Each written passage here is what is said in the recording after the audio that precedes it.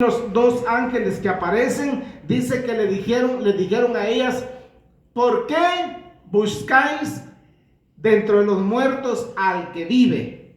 Entonces, eso nos da a nosotros una enseñanza de que no podemos buscar las cosas, al que vive dentro de los muertos, sino que hay que buscarlo donde vive, donde hay vida. A Dios le gusta que haya vida en un lugar.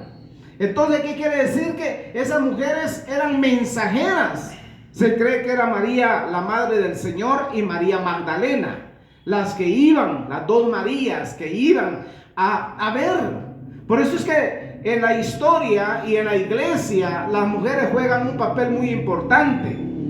Juegan un papel tan importante que las mujeres tienen la capacidad de persuadir, de convencer, de poder tocar los corazones para que haya convencimiento, para que las personas, las almas se salven, se conviertan a los pies del Señor.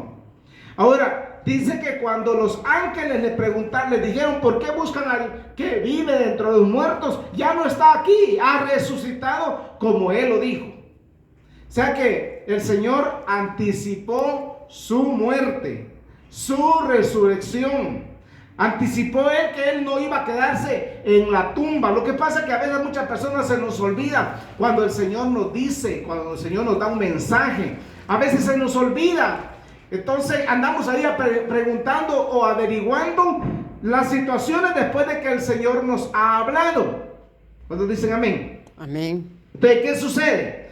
Que estas mujeres vieron ahí el cuerpo, vieron ahí la tumba vacía. Y los ángeles bajaron y cabal les dijeron eso.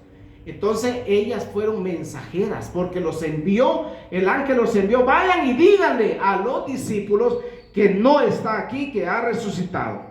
Dice el verso 8: entonces ellas se acordaron de sus palabras. Mire, hasta ahí ese momento ellas se acordaron, bajó a su consciente las palabras que el Señor les había dicho.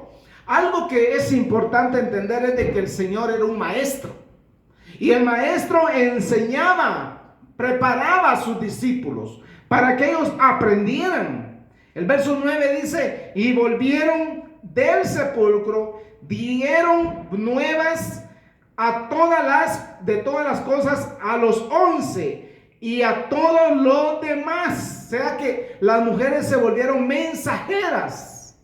Por eso dice la palabra que nosotros somos predicadores del evangelio.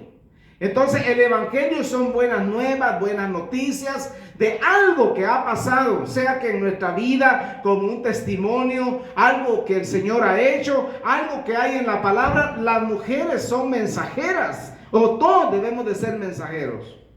Dice aquí la palabra, el verso 10: eran María Magdalena y Juana y María, madre de Jacobo, a los demás con ellas, quienes dieron estas cosas a los apóstoles. Mas a ellos les parecieron locura las palabras de ellas y no las creyeron. Mire, ellos se volvieron incrédulos. Cuando el Señor a los 12 discípulos, ahora eran 11, los había preparado, les había enseñado. Sin embargo, ahora, en este momento, cuando ellas entran donde estaban los apóstoles escondidos, no sé dónde, en una casa, en una cueva, en algún lugar estaban escondidos porque tenían miedo a la persecución romana. Entonces ellas entran y les dicen: ha resucitado. Él ha resucitado, la tumba está vacía.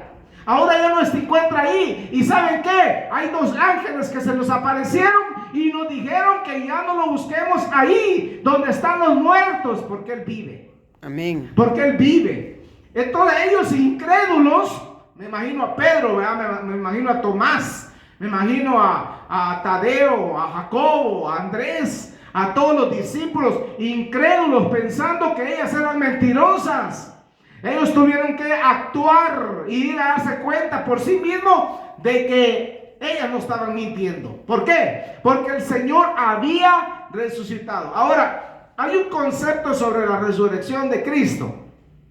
Porque hay personas que solamente en Semana Santa pues se acuerdan de que el Señor resucitó.